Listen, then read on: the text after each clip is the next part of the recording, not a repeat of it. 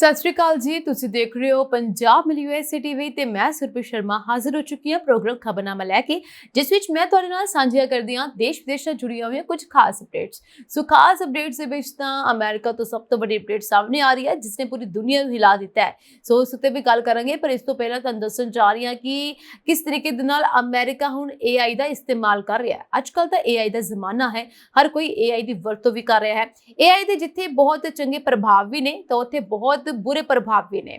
ਸੋ ਇਸ ਵੇਲੇ ਤਾਂ ਅਮਰੀਕਾ ਦੇ ਵਿੱਚ ਇਸ ਨੂੰ ਇੱਕ ਚੰਗੇ ਕੰਮ ਲਈ ਯੂਜ਼ ਕੀਤਾ ਜਾ ਰਿਹਾ ਹੈ। AI ਦੀ ਮਦਦ ਦੇ ਨਾਲ ਵਿਦਿਆਰਥੀਆਂ ਦੇ ਉੱਤੇ ਨਜ਼ਰ ਰੱਖੀ ਜਾ ਰਹੀ ਹੈ। ਇਹ ਉਹ ਵਿਦਿਆਰਥੀ ਨੇ ਜਿਹੜੇ ਕਿਸੇ ਨਾ ਕਿਸੇ ਐਕਟੀਵਿਟੀ ਵਿੱਚ, ਯਾਨੀ ਕਿ ਜੋ ਕਿ ਅਮਰੀਕਾ ਵਿਰੋਧੀ ਐਕਟੀਵਿਟੀਜ਼ ਹੋਣਗੀਆਂ, ਉਸ ਵਿੱਚ ਸ਼ਾਮਲ ਹੋਣਗੇ, ਫਿਜ਼ੀਕਲੀ ਜਾਂ ਫਿਰ ਸੋਸ਼ਲ ਮੀਡੀਆ ਰਾਹੀਂ। ਸੋ ਸੋਸ਼ਲ ਮੀਡੀਆ ਦੇ ਥਰੂ ਇਹਨਾਂ ਦੀ ਜਾਂਚ ਕੀਤੀ ਜਾ ਰਹੀ ਹੈ। AI ਦੀ ਵਰਤੋਂ ਕਰਕੇ ਇਹਨਾਂ ਵਿਦਿਆਰਥੀਆਂ ਦੀ ਪਛਾਣ ਕੀਤੀ ਜਾ ਰਹੀ ਹੈ। ਸੋ ਅਮਰੀਕਾ ਦੇ ਵਿੱਚ ਵਿਦਿਆਰਥੀਆਂ ਦੇ ਉੱਤੇ ਇੱਕ ਵੱਡਾ ਸੰਕਟ ਮੰਡਰਾ ਰਿਹਾ ਇਸ ਟਾਈਮ, ਕਿਉਂਕਿ ਉਹਨਾਂ ਤੇ ਕਿਸ ਵੇਲੇ ਕਾਰਵਾਈ ਹੋ ਜਾਏ ਇਸ ਬਾਰੇ ਉਹ ਬਿਲਕੁਲ ਵੀ ਨਹੀਂ ਜਾਣ ਸਕਦੇ। ਫਿਲਹਾਲ ਤਾਂ ਬਹੁਤ ਸਾਰੇ ਵਿਦਿਆਰਥੀਆਂ ਨੂੰ ਈਮੇਲਸ ਆ ਰਹੀਆਂ ਨੇ, ਪਰ ਇਸ ਦੇ ਬਾਵਜੂਦ ਵੀ ਹਲੇ ਹੋਰ ਵਿਦਿਆਰਥੀਆਂ ਨੂੰ ਈਮੇਲਸ ਆਣੀਆਂ ਬਾਕੀਆਂ ਨੇ।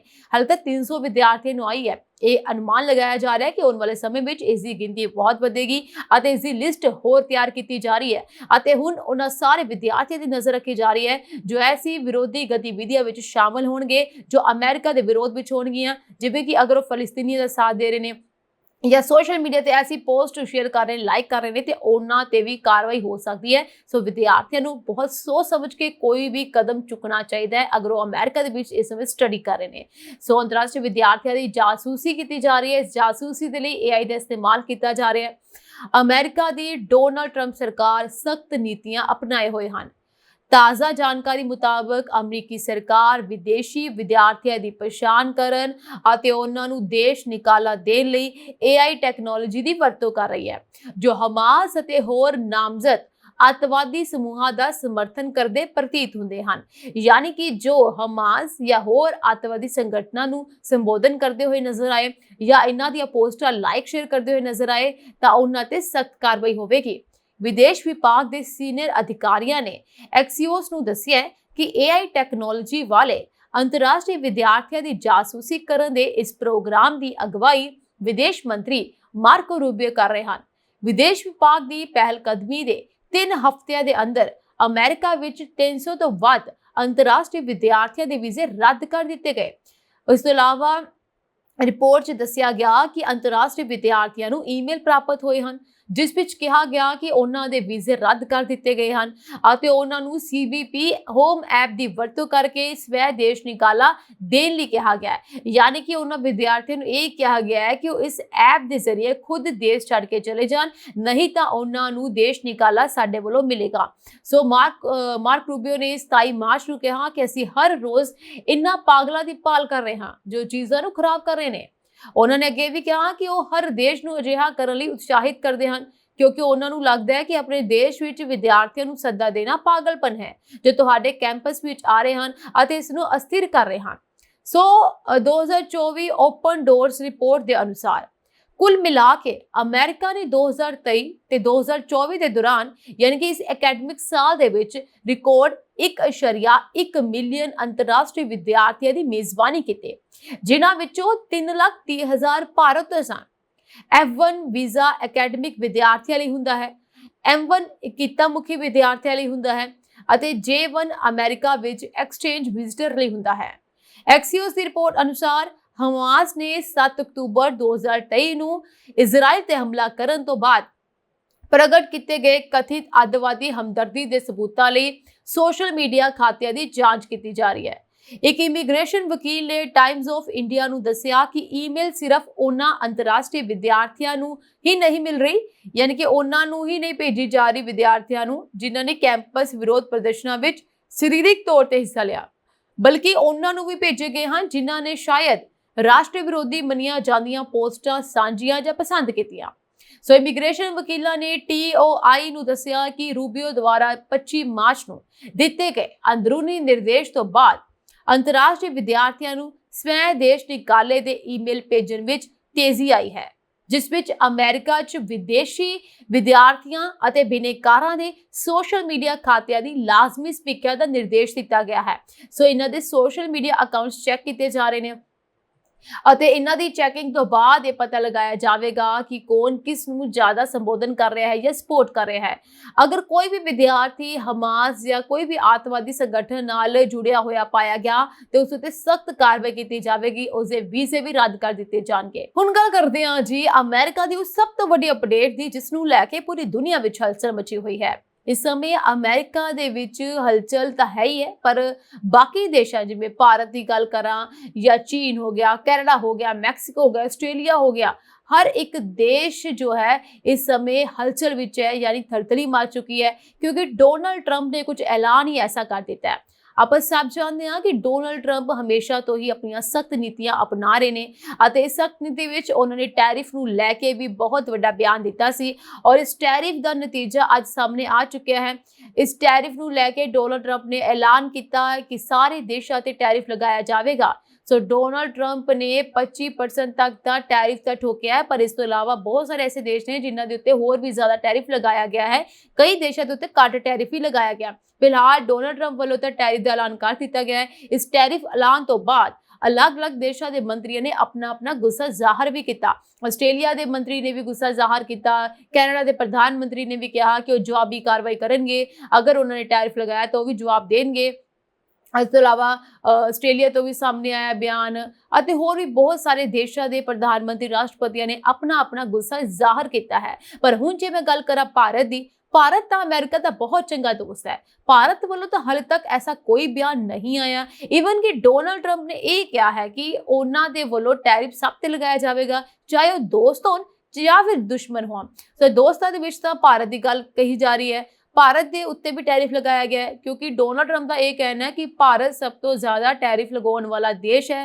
पहला उन्होंने कहा कि इस उत्ते उन्ना ही टैक्स लगाया जाएगा जिन्ना भारत लगाता है, पर फिलहाल भारत के उत्ते कुछ ही % टैक्स लगाया गया है। सारे देशों के बयान सामने आए ने, गुस्सा सारे देश जाहिर कर रहे हैं, पर हाले तक भारत ऐसा कोई बयान सामने नहीं आया। अमरीकी राष्ट्रपति डोनाल्ड ट्रंप ने 2 अप्रैल को व्हाइट हाउस के रोज गार्डन विच मुक्ति दिवस यानी कि लिबरेशन डे की घोषणा की है। सो ये मुक्ति दिवस इस करके कहा गया कि डोनाल्ड ट्रंप का कहना है कि आज तो अमेरिका जो है इस लुट खो तो आज़ाद हो चुके हैं, जो बाकी देश उन्होंने लुटते सी हुण ऐसा नहीं होगा। सो इसकी घोषणा करते हुए भारत, चीन, जापान और यूरोपीय संघ वर्गे कई देशों ते भारी टैरिफ लगाने की नवी नीति पेश की है।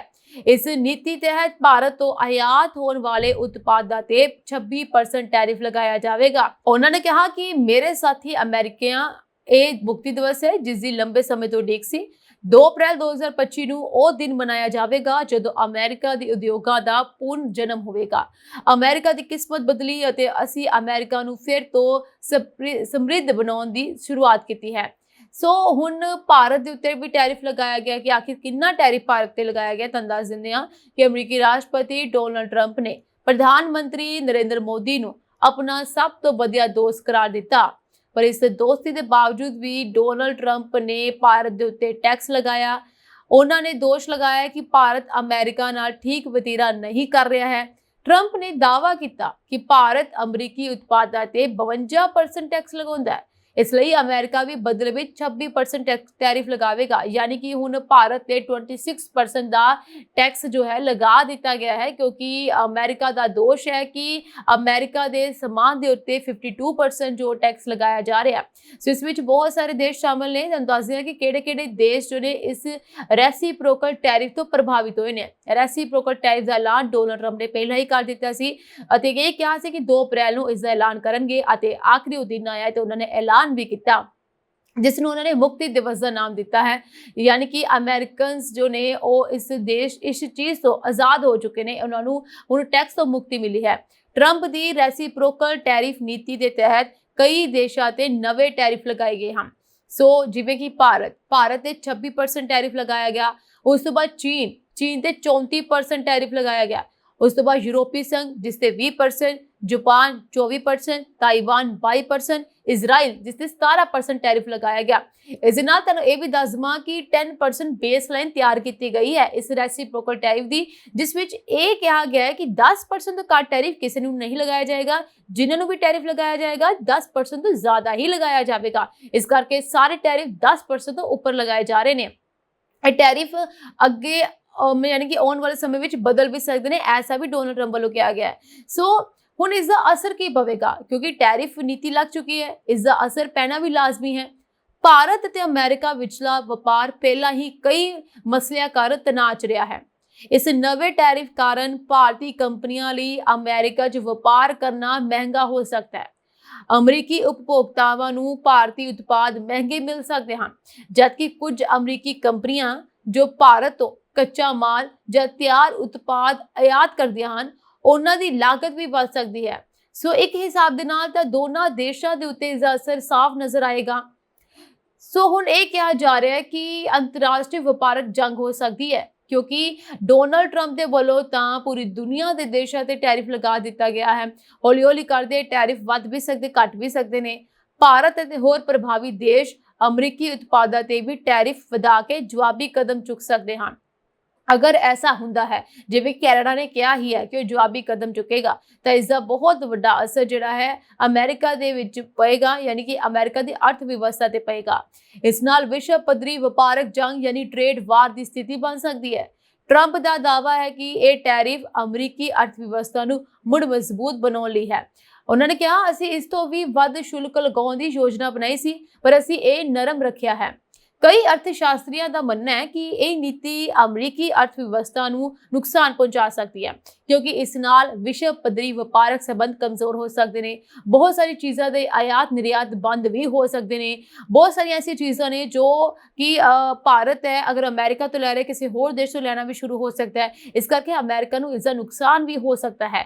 ਫਿਲਹਾਲ ਅਮਰੀਕਾ ਦੇ ਵਿੱਚ ਹੀ ਡੋਨਲਡ ਟਰੰਪ ਦਾ ਵਿਰੋਧ ਵੀ ਕੀਤਾ ਜਾ ਰਿਹਾ ਟੈਰਿਫ ਨੀਤੀਆਂ ਨੂੰ ਲੈ ਕੇ। ਇਹ ਕਿਹਾ ਜਾ ਰਿਹਾ ਹੈ ਕਿ ਲੋਕਤੰਤਰ ਦੇ ਨਾਲ ਛੇੜਛਾੜ ਕੀਤੀ ਜਾ ਰਹੀ ਹੈ। ਪਰ ਡੋਨਲਡ ਟਰੰਪ ਜਿਹੜੇ ਨੇ ਆਪਣੀ ਨੀਤੀਆਂ ਨੂੰ ਲੈ ਕੇ ਬਿਲਕੁਲ ਸਖਤ ਨੇ, ਚਾਹੇ ਕੋਈ ਵੀ ਨੀਤੀ ਕਿਉਂ ਨਾ ਹੋਵੇ। ਇਸ ਦੇ ਉੱਤੇ ਡੋਨਲਡ ਟਰੰਪ ਕਿਸੇ ਦੀ ਕੋਈ ਗੱਲ ਸੁਣਦੇ ਹੋਏ ਨਜ਼ਰ ਨਹੀਂ ਆ ਰਹੇ। ਸਭ ਨੂੰ ਨਜ਼ਰਅੰਦਾਜ਼ ਕਰਕੇ ਡੋਨਲਡ ਟਰੰਪ ਉਹ ਕਰਨ ਦੀ ਕੋਸ਼ਿਸ਼ ਕਰ ਰਹੇ ਨੇ ਜੋ ਉਹਨਾਂ ਨੂੰ ਸਹੀ ਲੱਗ ਰਿਹਾ ਹੈ, ਯਾਨੀ ਕਿ ਉਹ ਚਾਹੁੰਦੇ ਨੇ ਕਿ ਅਮਰੀਕਾ ਇੱਕ ਵਾਰ ਫਿਰ ਤੋਂ ਗ੍ਰੇਟ ਬਣੇ, ਜਿਸ ਲਈ ਟੈਕਸ ਜੋ ਹੈ ਲਗਾਉਣਾ ਬਹੁਤ ਜ਼ਿਆਦਾ ਲਾਜ਼ਮੀ ਹੈ। ਸੋ ਰਾਸ਼ਟਰਪਤੀ ਡੋਨਲਡ ਟਰੰਪ ਨੇ ਰੈਸੀਪ੍ਰੋਕਲ ਟੈਰਿਫ ਦੇ ਨਾਲ 25% ਆਟੋ ਟੈਰਿਫ ਲਾਗੂ ਕੀਤਾ ਹੈ। ਇਹ ਟੈਰਿਫ ਦੁਨੀਆ ਦੇ ਸਾਰੇ ਦੇਸ਼ਾਂ ਤੇ ਲਾਗੂ ਹੋਵੇਗਾ, ਜਿਸ ਦਾ ਅਸਰ ਭਾਰਤ ਤੇ ਵੀ ਪਵੇਗਾ। ਯਾਨੀ ਕਿ ਆਟੋਮੋਬਾਈਲਸ ਦੇ ਉੱਤੇ ਡੋਨਲਡ ਟਰੰਪ ਵੱਲੋਂ ਇੱਕ ਟੈਰਿਫ ਲਗਾਇਆ ਗਿਆ 25% ਦਾ, ਜੋ ਕਿ ਪੂਰੀ ਦੁਨੀਆ ਦੇ ਦੇਸ਼ਾਂ ਤੇ ਹੈ। ਹੁਣ ਸਭ ਤੋਂ ਵੱਡਾ ਸਵਾਲ ਇਹ ਹੈ ਕਿ ਇਸ ਆਟੋ ਟੈਰਿਫ ਨਾਲ ਅਮਰੀਕਾ ਨੂੰ ਕਿੰਨਾ ਫਾਇਦਾ ਹੋਵੇਗਾ।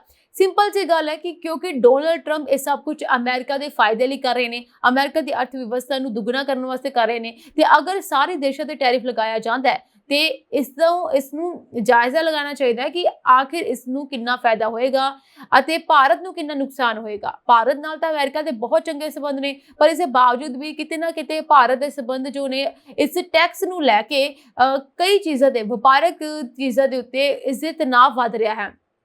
ਸੋ ਇੱਕ ਰਿਪੋਰਟ ਸਾਹਮਣੇ ਆਈ ਹੈ ਜਿਸ ਵਿੱਚ ਇਹ ਕਿਹਾ ਗਿਆ ਹੈ ਕਿ ਡੋਨਲਡ ਟਰੰਪ ਦੇ ਸਹਿਯੋਗੀ ਨੇ ਦਾਅਵਾ ਕੀਤਾ ਹੈ ਕਿ ਆਟੋ ਟੈਰਿਫ ਲਗਾਉਣ ਦੇ ਨਾਲ ਅਮਰੀਕਾ ਨੂੰ ਹਰ ਸਾਲ 100 ਅਰਬ ਡਾਲਰ ਯਾਨੀ ਕਿ 8.6 ਲੱਖ ਕਰੋੜ ਰੁਪਏ ਦਾ ਫਾਇਦਾ ਹੋਵੇਗਾ। ਔਰ ਦੂਜੇ ਪਾਸੇ ਇੱਕ ਹੋਰ ਰਿਪੋਰਟ 'ਚ ਕਿਹਾ ਗਿਆ ਕਿ 25% ਟੈਰਿਫ ਦੇ ਕਾਰਨ ਭਾਰਤ ਨੂੰ 31 ਅਰਬ ਡਾਲਰ ਯਾਨੀ ਕਿ 2.65 ਲੱਖ ਕਰੋੜ ਰੁਪਏ ਦਾ ਨੁਕਸਾਨ ਹੋ ਸਕਦਾ ਹੈ। ਭਾਰਤ ਨੂੰ ਇੰਨਾ ਜ਼ਿਆਦਾ ਨੁਕਸਾਨ ਅਤੇ ਅਮਰੀਕਾ ਨੂੰ ਸਭ ਤੋਂ ਜ਼ਿਆਦਾ ਫਾਇਦਾ ਇਸ ਟੈਰਿਫ ਨੀਤੀ ਦਾ ਅਸਰ ਦੱਸ ਰਿਹਾ ਕਿ ਕੀ ਪਏਗਾ, ਜਿਸ से ਸਭ ਤੋਂ ਜ਼ਿਆਦਾ ਅਸਰ ਆਟੋ ਸੈਕਟਰ ਤੇ ਦੇਖਿਆ ਜਾ ਸਕਦਾ ਹੈ। ਸੋ ਆਓ ਇਸ ਰਿਪੋਰਟ ਦੇ ਜ਼ਰੀਏ ਸਮਝਣ ਦੀ ਕੋਸ਼ਿਸ਼ ਕਰੀਏ ਕਿ ਆਟੋ ਟੈਰਿਫ ਤੋਂ ਅਮਰੀਕਾ ਨੂੰ ਕੀ ਫਾਇਦਾ ਹੋ ਸਕਦਾ ਹੈ ਅਤੇ ਭਾਰਤ ਨੂੰ ਕਿਵੇਂ ਨੁਕਸਾਨ ਹੋ ਸਕਦਾ ਹੈ।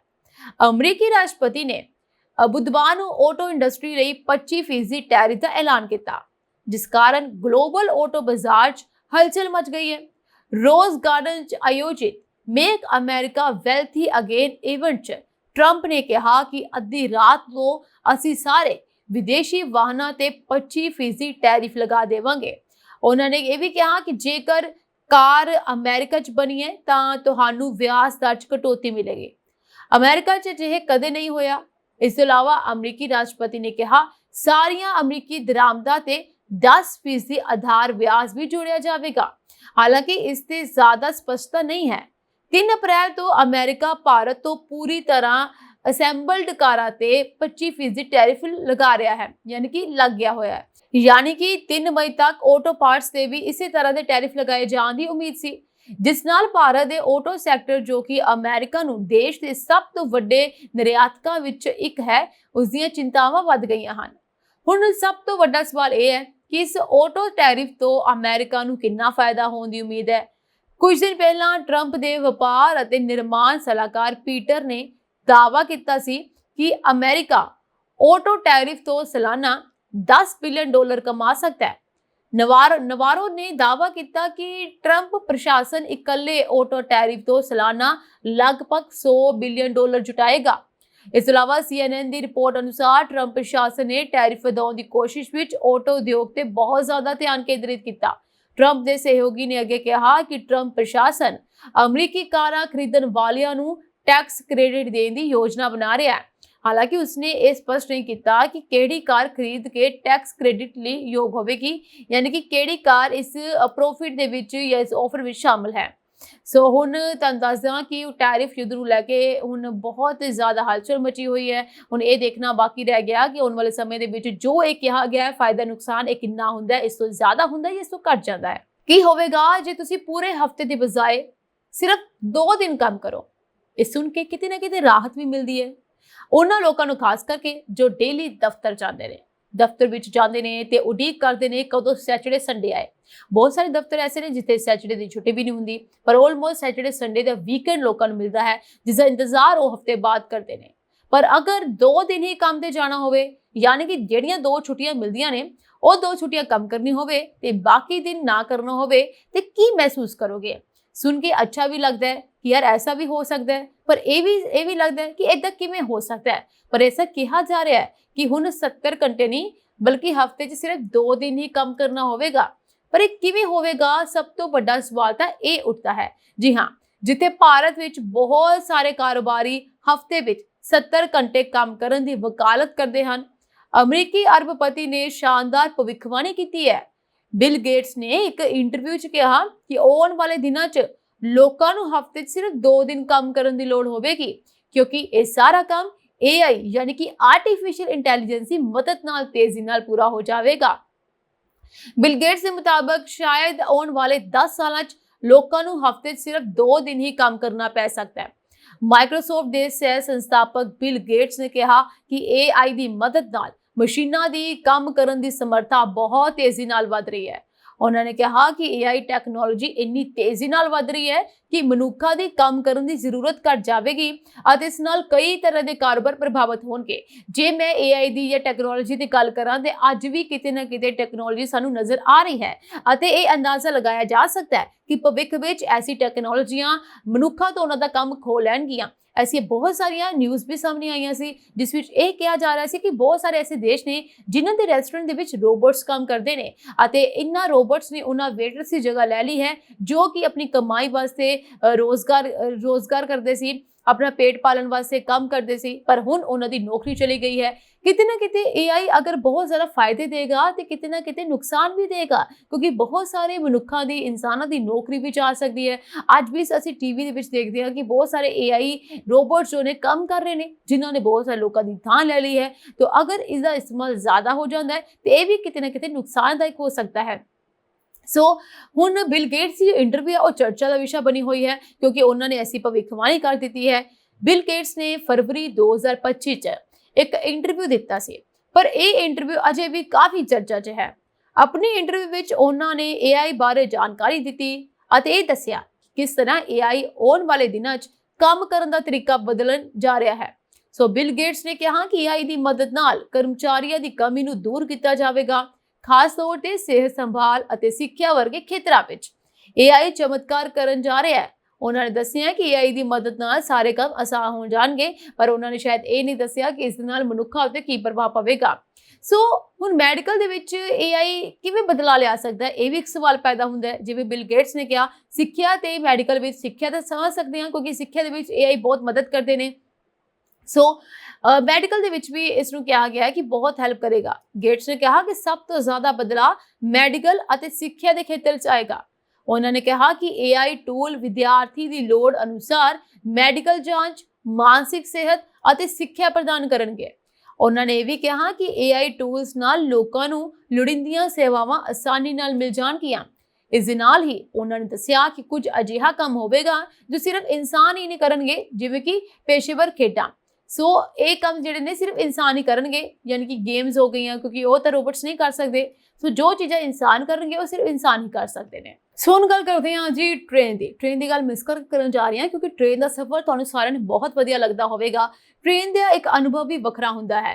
ਅਸੀਂ ਪਲੇਨ ਦੇ ਵਿੱਚ ਵੀ ਸਫ਼ਰ ਕਰਦੇ ਹਾਂ, ਉਸ ਦਾ ਅਨੁਭਵ ਵੀ ਅਲੱਗ ਹੁੰਦਾ ਹੈ, ਟ੍ਰੇਨ ਦੇ ਵਿੱਚ ਵੀ ਅਨੁਭਵ ਅਲੱਗ ਹੁੰਦਾ ਹੈ। ਪਰ ਟ੍ਰੇਨ ਦਾ ਇੱਕ ਫਾਇਦਾ ਇਹ ਹੁੰਦਾ ਹੈ ਕਿ ਟ੍ਰੇਨ ਦੇ ਵਿੱਚ ਅਸੀਂ ਜਿੰਨਾ ਮਰਜ਼ੀ ਸਮਾਨ ਲੈ ਕੇ ਜਾ ਸਕਦੇ ਹਾਂ, ਜਦਕਿ ਪਲੇਨ ਦੇ ਵਿੱਚ ਐਸਾ ਨਹੀਂ ਹੁੰਦਾ। ਇਸ ਵਿੱਚ ਸਾਨੂੰ ਕੁਝ ਨਾਪ ਤੋਲ ਕੇ ਸਮਾਨ ਲੈ ਕੇ ਜਾਣਾ ਪੈਂਦਾ ਹੈ, ਯਾਨੀ ਕਿ ਕੁਝ ਲਗੇਜ ਜੋ ਹੁੰਦੇ ਨੇ ਕਿਲੋਗ੍ਰਾਮ ਦੇ ਹਿਸਾਬ ਦੇ ਨਾਲ ਲੈ ਕੇ ਜਾਣੇ ਪੈਂਦੇ ਨੇ। ਬਹੁਤ ਸਾਰਾ ਸਮਾਨ ਸਾਡਾ ਐਸਾ ਹੁੰਦਾ ਹੈ ਕਿ ਅਗਰ ਭਾਰ ਵੱਧ ਜਾਵੇ ਤੇ ਸਾਨੂੰ ਆਪਣੇ 에ਅਰਪੋਰਟ ਤੇ ਹੀ ਛੱਡਣਾ ਪੈ ਜਾਂਦਾ ਹੈ। ਪਰ ਰੇਲ ਗੱਡੀਆਂ ਦੇ ਵਿੱਚ ਅਕਸਰ ਐਸਾ ਨਹੀਂ ਹੁੰਦਾ, ਉਸ ਵਿੱਚ ਅਸੀਂ ਆਪਣੀ ਮਰਜ਼ੀ ਨਾਲ ਬਹੁਤ ਜ਼ਿਆਦਾ ਸਮਾਨ ਲੈ ਕੇ ਚਲੇ ਜਾਂਦੇ ਹਾਂ ਅਤੇ ਇਹਨਾਂ ਲਗੇਜ ਨੂੰ ਅਸੀਂ ਇੱਕ ਜਗ੍ਹਾ ਤੋਂ ਦੂਸਰੀ ਜਗ੍ਹਾ ਦੇ ਆਰਾਮ ਦੇ ਨਾਲ ਲੈ ਜਾਂਦੇ ਹਾਂ।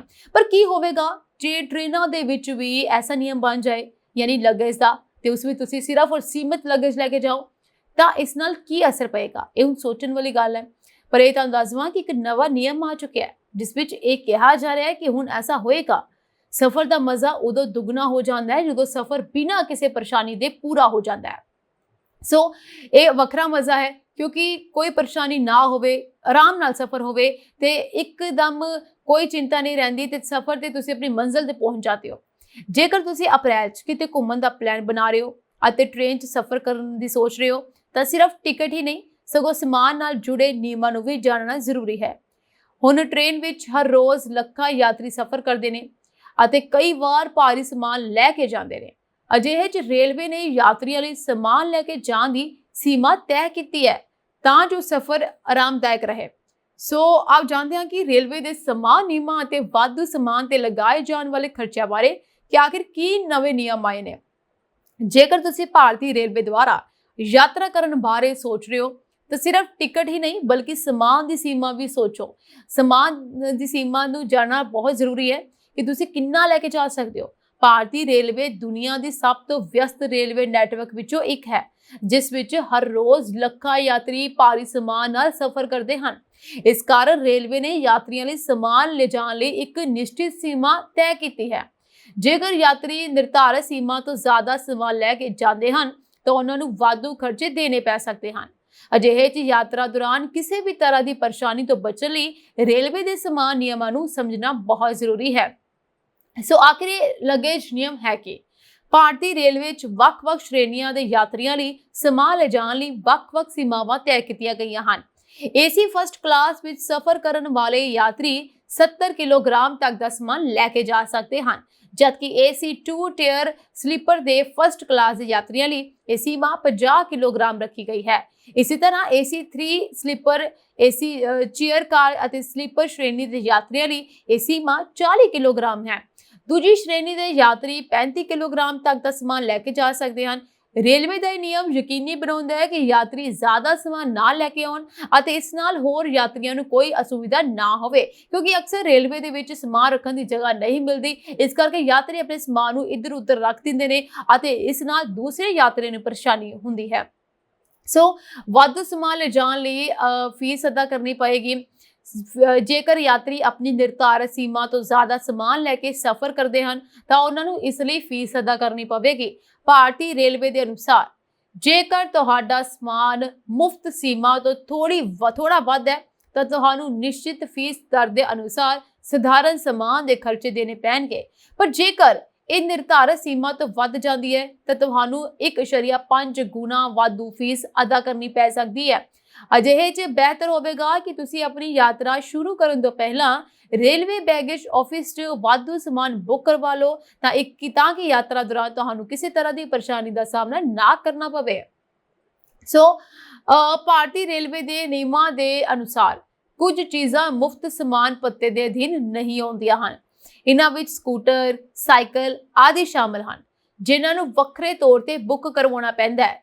ਇਸ ਤੋਂ ਇਲਾਵਾ ਰੇਲਵੇ ਕੁਝ ਖਤਰਨਾਕ ਅਤੇ ਵਰਜਿਤ ਸਮਾਨ ਜਿਵੇਂ ਕਿ ਜਲਨਸ਼ੀਲ ਪਦਾਰਥ, ਗੈਸ ਸਿਲੰਡਰ, ਵਿਸਫੋਟਕ ਸਮੱਗਰੀ, ਐਸਿਡ ਅਤੇ ਹੋਰ ਖਰਾਬ ਪਦਾਰਥਾਂ ਨੂੰ ਲਿਜਾਣ ਦੀ ਇਜਾਜ਼ਤ ਨਹੀਂ ਦਿੰਦਾ, ਜਦਕਿ 5 ਤੋਂ 12 ਸਾਲ ਦੀ ਉਮਰ ਦੇ ਬੱਚਿਆਂ ਨੂੰ ਉਹਨਾਂ ਦੀ ਟਿਕਟ ਸ਼੍ਰੇਣੀ ਦੇ ਅਨੁਸਾਰ ਮੁਫਤ ਸਮਾਨ ਪੱਤਾ ਦਾ ਅੱਧਾ ਹਿੱਸਾ ਮਿਲਦਾ ਹੈ।